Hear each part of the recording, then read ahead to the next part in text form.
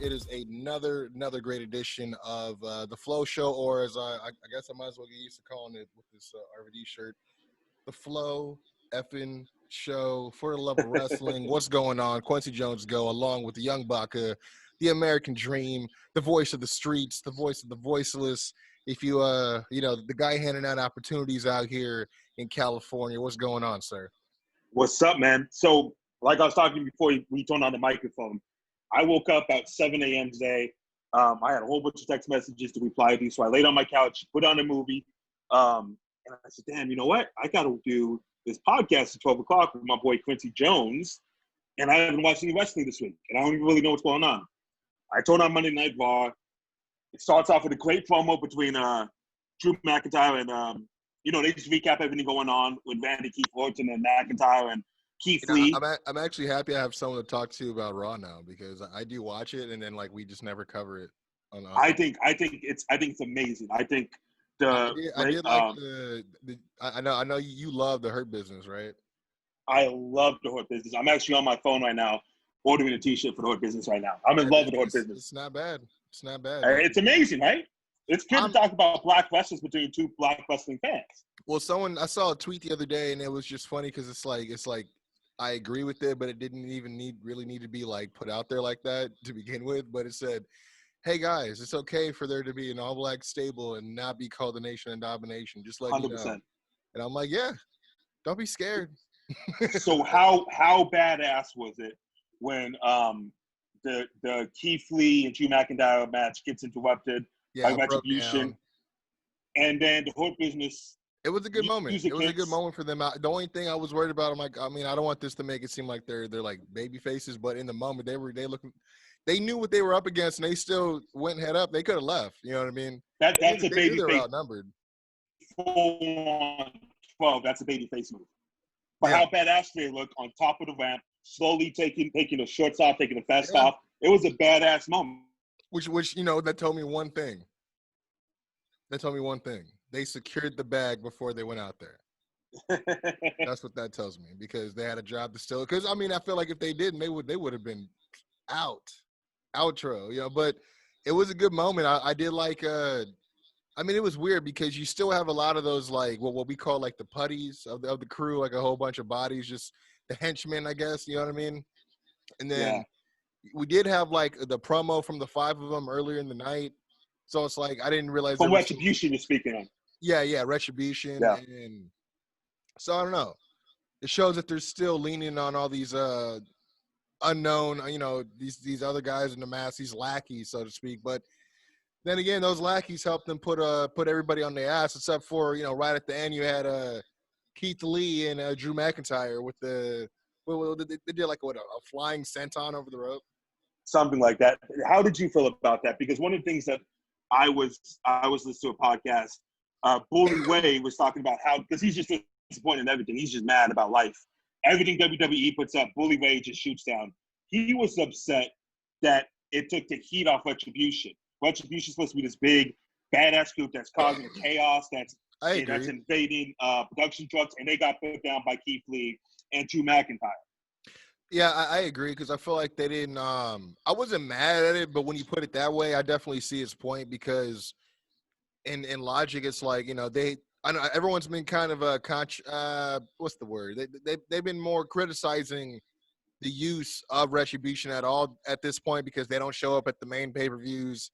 They've been pretty much getting it online, right? So it's in a time now where they're actually focusing on 5 faces, so to speak, or 5 main heads that represent this crew. I felt like it is important now than ever to, go all in, invest in this crew and what they can do and their ability. And when you do that at the end of the show, even though, you do have a fighting effort from Her Business, it still makes them look great.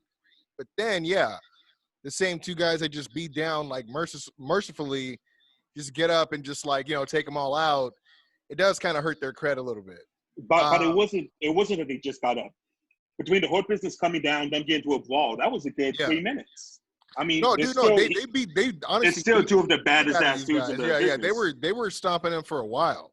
Yeah, 100%.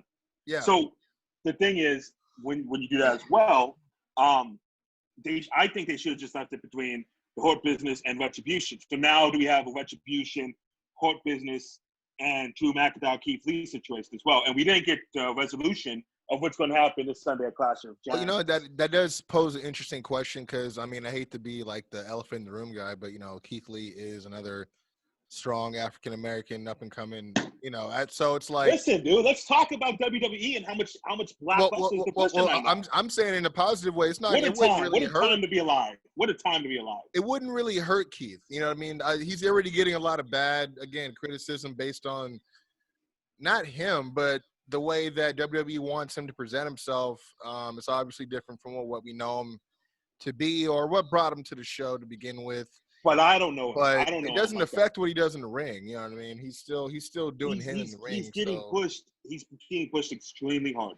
He's beating Randy Orton. Absolutely. Like he's main eventing Monday Night Raw. But then what do we complain about? Outside of the aesthetic, the booking speaks for itself. 100%. Yeah.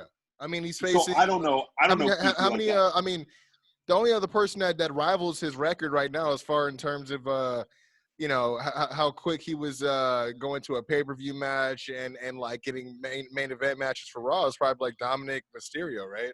Yeah, well, Dominik Mysterio, he had his first two guys match getting pushed to the moon right now. Those two guys. That's how WWE wants you to think about it. His first wrestling match was at SummerSlam. But I love Dominik Mysterio. I think he's doing a great job. I understand that Buddy Murphy and Seth Rollins are carrying him, but I think he's doing great, man. Yeah, I think I think he's doing great. I'm getting a little bit wary of the him and Seth stuff. It's like every week they're finding another way for them to fight.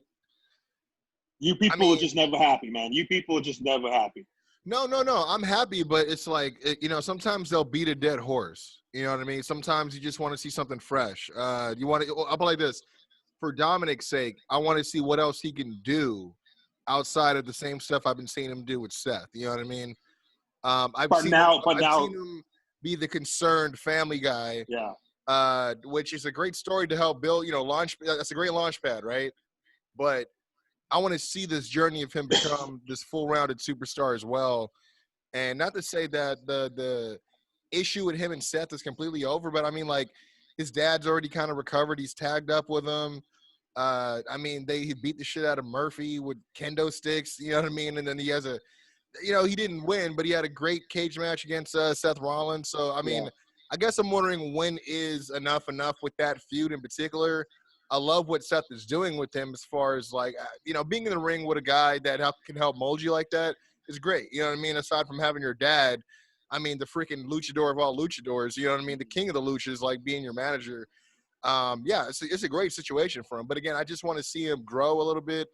I guess because, and granted, he's been taking mad bumps too. I give him his credit. Mm-hmm. I guess people want to see him in a more unprotected kind of situation because they know that he's in good hands with both guys there. You know what I mean? I guess they want to see him kind of break that mold and then cross over to being like totally. That full roundedness. I think is just where I'm coming from. I do like what they've been doing with Dominik. I do know that was part of Rey Mysterio's like condition as far as re-signing was like before he even looked at the contract. He's like, "Y'all got to push my kid." So, well, here's the thing as well. They might be pushing two of his kids because if you notice that little arm touch, I don't know her name. Mysterio's Aaliyah, his daughter. Is her name Aaliyah? What her name? Yeah, Aaliyah. Aaliyah touches Buddy Murphy's arm, and I've been hearing some rumors that they're low key. Like, I don't know if that. I mean, because WWE, they're known for either, they'll make something work or they'll do something and then you'll never hear about it again. So this could be. You're talking about. You want to see something new. That looks like a new wrinkle in the fabric of the Mysterio Seth Rollins storyline. To your credit, if this is gonna go on, that this storyline is gonna prolong, it does need something fresh. So. Yeah, maybe that will quote unquote make me happy in this instance if they have some other angle to come at aside from just the revenge angle, because I feel like the revenge has already kind of been sought after. You know what I mean? Yeah. So yeah, if this is something new, because I did hear a little bit of either something where it's her getting him away from Seth, or maybe Buddy getting her away from her family and getting kind of turning heel against the Mysterios. I mean, I don't know what experience she has behind the scenes or as a fan as far as pro wrestling. Obviously, we see Dominik at a young age. So it's interesting to see if she even has it in her blood. I'm not saying she doesn't, but I don't know. I mean, I don't know if athletically if that's what they're looking at or just like on-screen character. It kind of reminds me of I don't know if you remember Ken Shamrock when he had his sister on screen with him. No, I don't remember that. It was like him beefing with Val Venus. So of course he didn't take kindly to Val Venus, like trying to steam on his, you know what I mean? And he's like, yeah, that's my sister, you know, like so he would like bring her to ringside with him, so he'd keep an eye on her, and then like dudes be like trying to flirt with her at ringside. He'd have to hop out of the ring and like, nah. Well, you know what it reminded me a little bit about was maybe it's because they were maybe the same age and all that stuff happened, but the Stephanie McMahon test. Mr. McMahon, Triple H angle. That's true because it was like back then it was someone that wasn't necessarily like accepted by the family right away, but he wasn't like I remember that. Yeah, he was kind of just like, wait, what are you doing? Like, no, we don't mix with the workers around here. Type deal. So obviously they are obviously going to push Murphy Lee and Seth away. That's why Murphy Lee keeps getting attacked by Seth, right? You call him Murphy Lee? Did I say Murphy Lee? Yeah, Murphy Lee from the St. Lunatics. Hey, what the hook gonna be? What the hook gonna be was a great song, man. What the hook gonna be? Man. And then his 16 on Welcome to Atlanta, the remix. Oh, that no, Murphy Lee was probably he was the dark horse of that crew. But like I said, they're obviously going to split those two up because why would they? Because they're making him a babyface because you feel bad for this guy. He keeps getting bullied by Seth. Yeah, it is, dude. I found myself, like I said, it's working because I've been finding myself like sympathizing with dude. Like I said, when he got beat down by the whole crew, I was like, damn, they just buried Murphy. Yeah, you know what I mean. I was like, and Seth is nowhere to be found. And then on Monday, I mean, you brought it up obviously, so you caught the cage match, but even like the way he got involved and how, I mean, that's the thing. It's funny. He's like, I never seen someone so good and making it look like he's fucking up. like so the way like his timing where he's like swinging the door and then he barely like, you know, misses Dominik for Seth. I was like, oh man, that was crazy. So I even at that point I was like, damn, this fool came out here, you know, with the best of intentions, and I know he's gonna get punked out again. You know what I mean? So lucky for him, Seth won, but still he got his ass. Well, I mean, and then that's the thing too. I don't know. Does that mean that him and Seth are? I guess not. I mean, because one of the things I was bringing up earlier is the way that they've been booking Dominik, because he's in the match. They just put him with Humberto Carrillo, who's been virtually invisible ever since Dominik's been on the roster. Well, because you can only have one Mexican at a time. Yeah, no, 100. Yeah, you know that you can't. They already got Angel and Andrade. They're like, hold on, we can't have two. We got to spread it around. That's what they say. Listen, for all the slack that WWE gets, there's a lot of minorities being pushed right now. Selena Vega's going to go for the championship. The Street Profits, the champions. You know what I'm saying? Keith Lee. It's amazing, man. Dominik. Then, I mean, even their white champions aren't just regular white. I mean, they're Irish and Scottish. You know what I mean? So they're real 100%. Exclusive. Real exclusive. It's been awesome, man. Also, another thing with if you saw what Seth said to Rey Mysterio's wife, good job with him. I hope she turns out better. That also might be a hint to what's coming up. Yeah, very true. So there has to be something going on. There has to be. They're definitely planting some seeds. Yeah, but again, WWE's planted seeds multiple times and it's just abandoned shit. Well, and that's the thing too, and that's why I said I don't know if it's just something they're trying out and like we'll see where we can go next week, and if they're like, oh fuck it, just drop it, because you know how Vince is, dude. Yeah. 25th hour, just come in there and just fucking, you know, just scrub it all. But there is a match coming up on Monday. It's a triple threat tag team match. It's Humberto Carrillo and Dominik Mysterio versus Andrade and Angel, so they're going to be in the same match. So that's going to be a lot of Latin power right there versus Seth Rollins and Murphy. And it's a three-way tag team match for the number one contendership for Street Profits at Clash of Champions. That's awesome. But it was just funny because I was like, I joked a couple of weeks ago, I'm like, they're probably going to start tagging him with like Carrillo if like Mysterio was like hurt. And I was like, oh shit, they started tagging him with Carrillo. I was like, I mean, he's been kind of part of the Seth Rollins like feud in the very beginning, but then he just got tossed aside. Yeah, 100%. That's another thing. Like you said, WWE just abandoned shit sometimes. I thought Raw was amazing. I didn't get a chance to watch all of SmackDown because it's not on Hulu yet. Yeah, I watched a Because little bit. I'm a day after guy. I watched a little bit myself. But I They do know just what happened, and I'm extremely impressed. How great is the serious Big E? Big E, when dude. he's I was serious, just is gonna not, bring that up. man. That beat down in the parking lot. Like I was like, this is what everybody wants. And the thing that Yeah. made it great was he did it still wearing a New Day shirt. Yep. Because he's been saying, he's like, dude, I can still do this. Like you guys keep saying, like I can be serious when I need to get serious, and that was exactly what he said. So he did it. But He that did it great. but that's how most people are, right? Me and you could joke around about wrestling, and then I could do a podcast about uh, you know, black issues, and then I could go be Suge Knight Jr. over here at the club, and then I could be sweet romantic guy when hopefully one day when a woman comes over. But most men, they have a complex personality. You're not always goofy, Yeah. I a mean, pancake guy all the time. there may be a that common mood Yeah, that most people know you for, but yeah, when 100%. when you're pressed, pressed to certain situations or certain emotions are provoked, that it's like, yeah. But see, I You're get not that gonna all the kid. time. I get that You're all not the gonna time kid. at my job. I'm too Yeah. good at customer service. So like when something pops off and I do have something to say, You it's like, step up. calm down. Calm down. Well, that's what you gotta do sometimes. You gotta let them know that, hey, Yeah, I'm not one to play with. customer service. I'm here to help out, but then also I'm going to draw a I, line where you can't cross this boundary. yeah, And that's what I'm Biggie not. did. He got jumped, and now he's I'm ready not to going to be go. walked on. You will be stomped on. Just simple So addicts. another black wrestler that's getting a major push right now too, man. My boy Finney Mac doesn't get enough credit for how progressive he is. Also, go ahead. No. He. I mean, I don't know. That's the thing. Is like, I don't know if it's him, but I'm not trying to take away credit from him. But well, I know. Heaven forbid we say one good thing about Vince no. McMahon. Well, I Heaven was gonna forbid if say the like in internet particular, wrestling like community says one good thing. No. In particular, like the Cedric Alexander thing, because I know he's never really been behind. But that's Cedric. not a black thing. That's a small thing. He's too small to be in the main event. I mean, I think it was smart. I don't know who's the one that pulled the trigger on him with her business, but yeah. I mean, that's the thing. A lot of people, and I'll say, like like Cedric Alexander. I've seen him do great heel work in Ring of Honor. So I've been impressed with some of the stuff he could do. That's why I was kind of glad he was in the Cruiserweight Classic.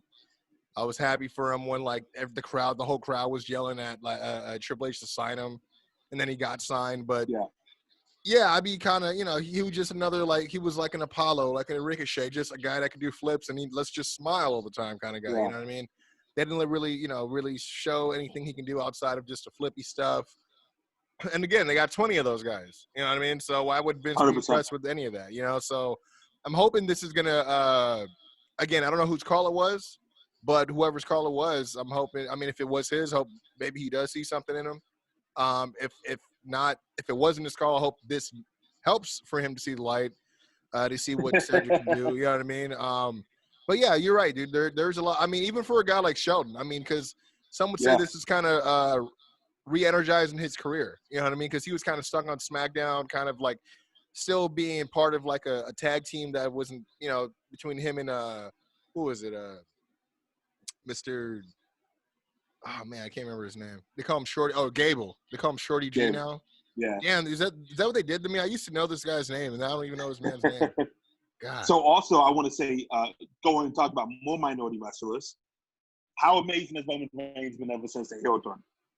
Roman Reigns? No, I've been digging it. Even like the attitude he's been having towards Jay Uso. It's been and I think it's the fact that the family. I mean, I saw the promo that they had that was narrated by Paul Heyman. It was really good. It was talking about like, how both guys in their own right have done right by the dynasty. But as far as where the road of this dynasty is right now, there can only be one that like rules, and that's Roman Reigns. And I'm like, okay, I like this. I like the way they've been painting the whole thing, because that's, obviously people were like, yeah, we want to see somebody new.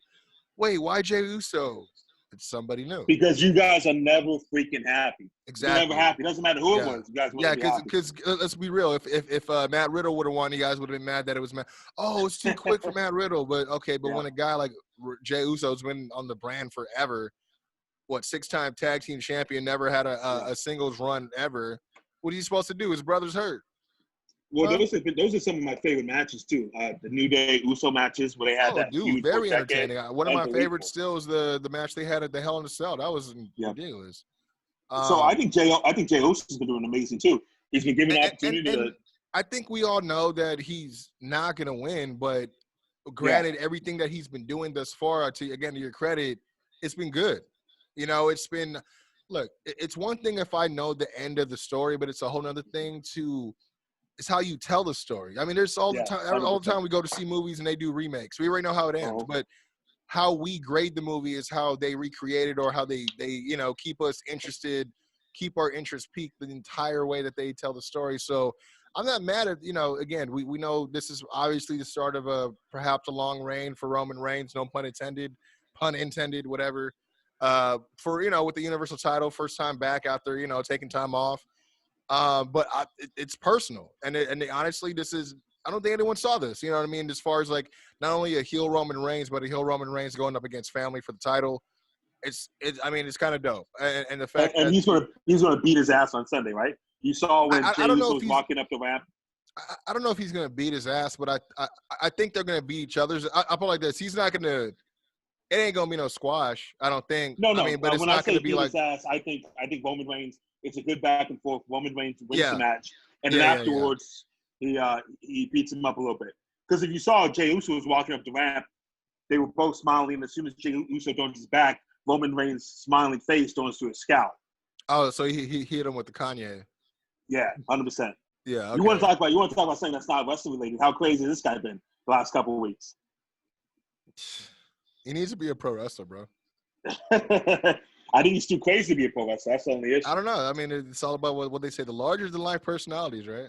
It's yourself turned up to 11. So again, I think the Roman Reigns thing's been awesome. I know. I've been digging the Roman Reigns thing, and I've been absolutely digging the way that they've been booking Big E too. I'm not mad at the triple threat picture for the IC title. I didn't know that Sammy was going to come back, and then when they came back, I was like, oh wow, they actually fed him something that was substantial. Like, everyone loves the whole, hey, I'm the real champ. I love those storylines. We don't get a lot of them, but when they happen, it's always interesting. You know what I mean? Yeah. I think the last time I think it was CM Punk and John Cena because CM Punk won the belt, took off, and then he showed up like the week after, even though he should have. I don't know. WWE always does that. John Cena gets fired, but he's back next week all the time. No, John Cena he didn't even get fired when he lost. When he lost at SummerSlam, Money in the Bank to CM Punk. Vince McMahon was about to fire him the next day. Triple H comes down and says, "You no longer have that." No, I'm talking about a different time where John Cena had gotten fired as part of a stipulation of a match, and then he was back in 2 or not even a week. Only in wrestling will we believe that the top earning babyface makeover champion could get fired because he loses a match, right? I mean, it's either that. I remember another time he was forced to join Nexus, right? Yeah. Maybe he comes back. Maybe he comes back and he's the leader of Retribution, bro. Give me a guess, man. Who do you think 2 out of the 5 people? I know who the 5 people are. Well, I know 4 out of the 5. Is this because you got inside information, or you no? I can. Well, if it's really going to be the people that they showed on Monday, I'm sure 100% on 4 out of 5, and I'm about 80% on the 5th one. So let's call it out. What are you thinking? Dio Madden. I don't know if you remember Dio Madden, he actually was doing commentary for Raw, and then he got freaking F5'd by Brock. Yeah. He saw black guy with the dreads. He stood up to Brock. Yep. Yeah, he actually has been on and played either a guy getting beat up or someone that's in the background for the Raw Underground segments. If you actually look, so one of them is him for sure. There's 2 women. Say it again. How do you know that? You notice that? I can tell. I could just look in the face, as much as you can barely see. Like for instance, the next 2, the women, I could tell one of them is Mercedes Martinez because of the voice, and then the other one is Mia Yim because of her eyes. And then of course, it's gonna get us in trouble. The main mouthpiece is Dominik Dijakovic, which I'm pretty sure they're probably just going to call him Dijakovic because. The way he spells his name, Dominic, is the same exact way they're spelling Dominic's name from Mysterio. And heaven forbid you have that, right?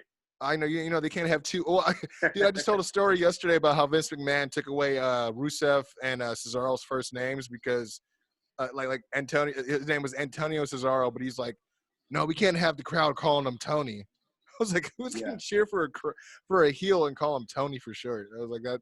And then Rusev, he said, no, we can't have anyone calling him Alex for short. That's a horrible name for a heel. I was like, God damn it. Like Vince, he worries about the most strangest things, dude. He's doing something right. He's doing something right. He's a genius, though. But yeah. Well, did you hear what? The fifth one I'm thinking is Shane Thorne. But a lot of people were thinking that it could be Mojo Rawley for some reason. Well, because he's been off TV for so long, right? Yeah, but that's not new though. He's been off TV. Like not even talk shit. Like he could be on Main Event and none of us would even know because quite a few of us watch it. You know what I mean? Yeah. When's the last time you caught a Main Event episode? Say it again. When's the last time you saw Main Event? I couldn't tell you.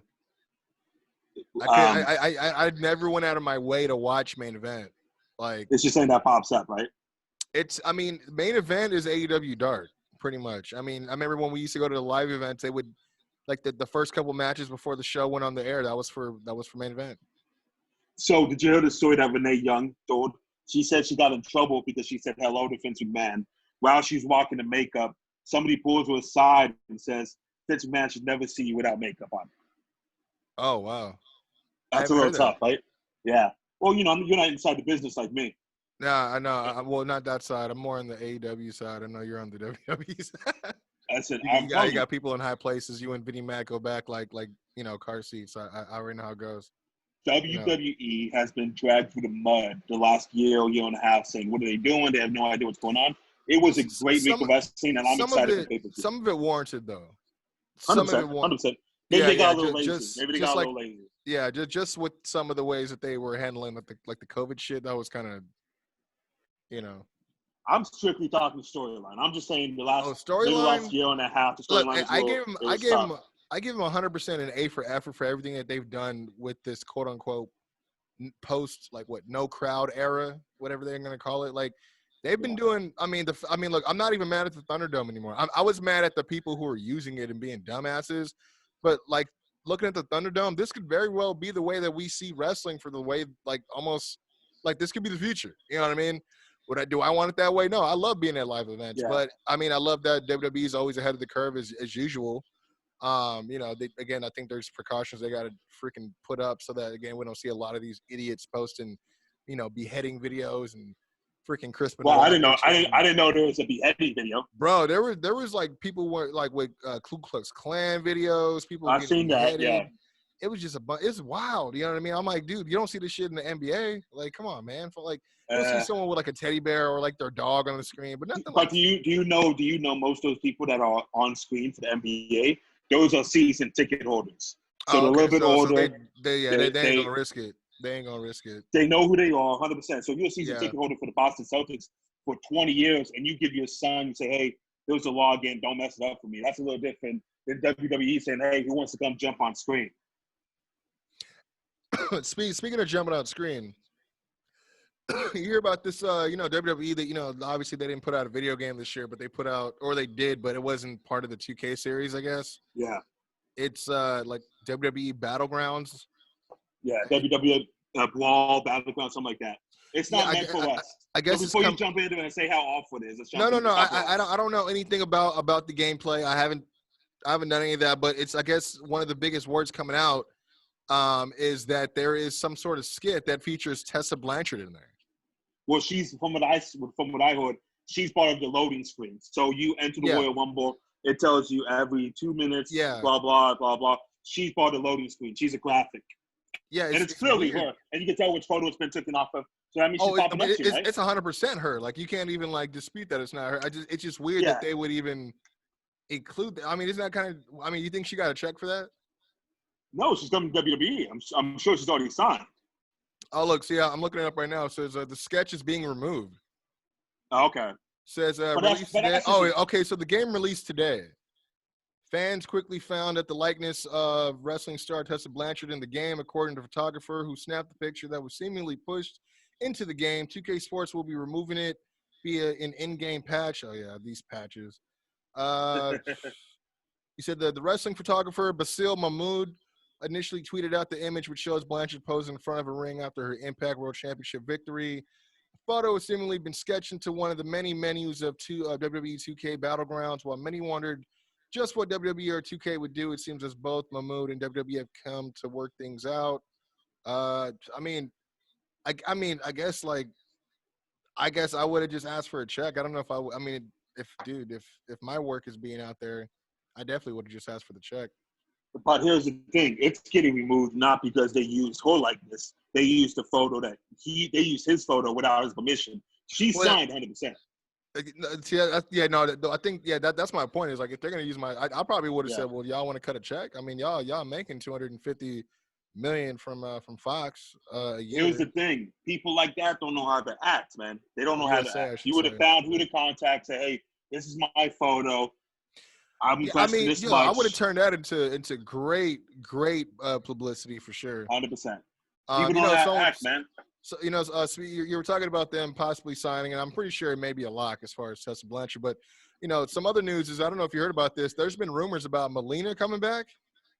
You hear about this? 100%. Supposedly, she's already had a talk. I mean, she did what normally everybody does when they get rumored to come back to WWE or any talks or any type of return contract, and she's denied the reports. But I mean, do you think that there's room for her right now? I mean, they kind of already have like a pretty stacked women's division on both shows. It's just they're not utilizing all the talents to what they could, really be doing. Or maybe there's not enough time in the program.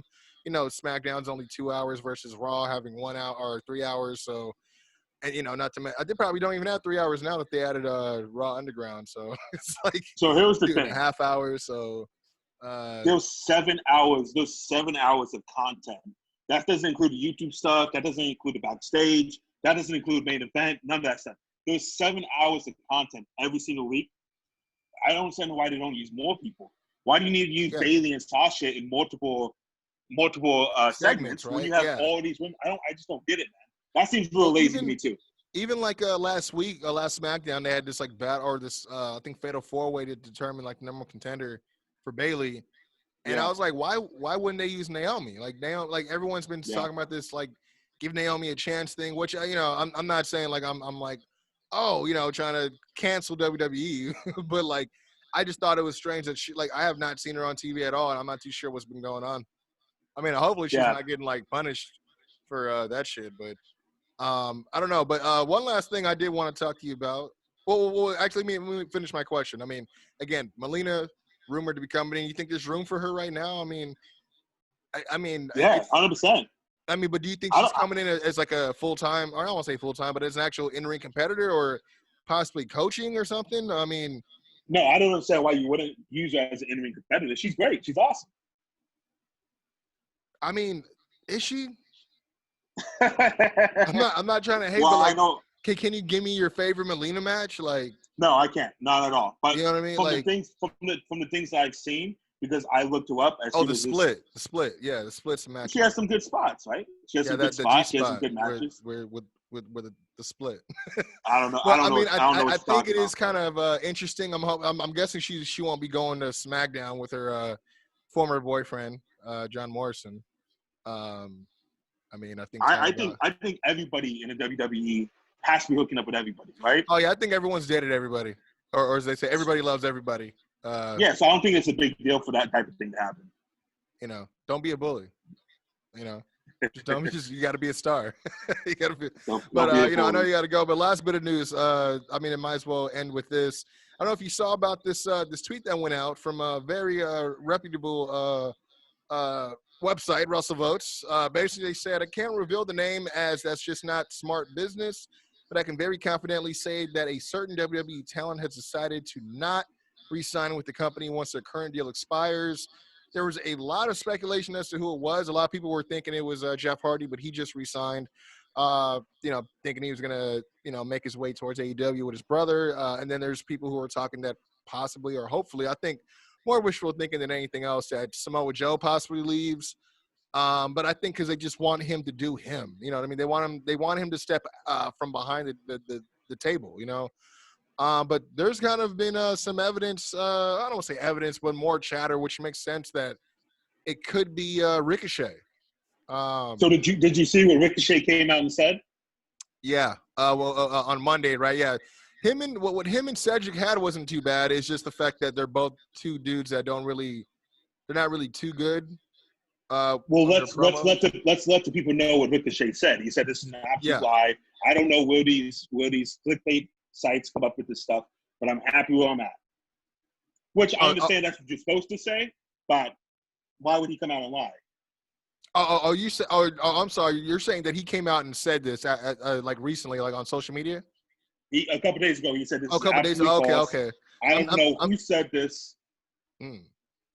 Yeah, you're not on the inside like me, Kwency. I understand, man. Well, you know, the other evidence is, you know, we did talk about Tessa Blanchard possibly joining, and we know that him and her have had a horrible, tumultuous relationship and breakup in the past. I don't know anything about that, so explain it to me. They were going out, and I mean, according to him, she is not, quote, a nice person at all. Well, that's why she got fired from Impact, right? I mean, among other things. I mean, well, the thing with Impact was she was like holding I don't want to say she was holding the championship hostage on purpose because she was stuck in Mexico, but they needed her to film some promotional stuff for her upcoming four-way match, and she just refused.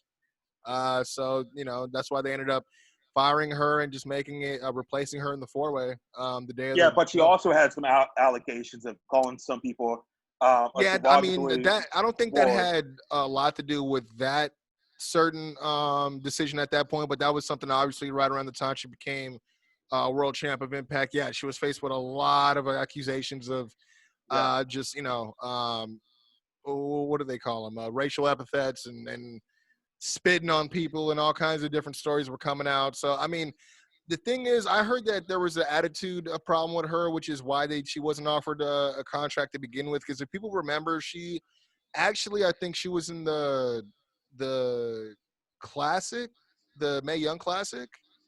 I think the very first one, but I could be wrong. I think she lost, actually, now that I remember. But yeah, she was never invited back. So a lot of people were thinking, well, I guess that whole attitude thing must be you know, pretty true. But I don't know. I mean, again, I don't have nothing against Tessa. She ain't never called me nothing. You know what I mean?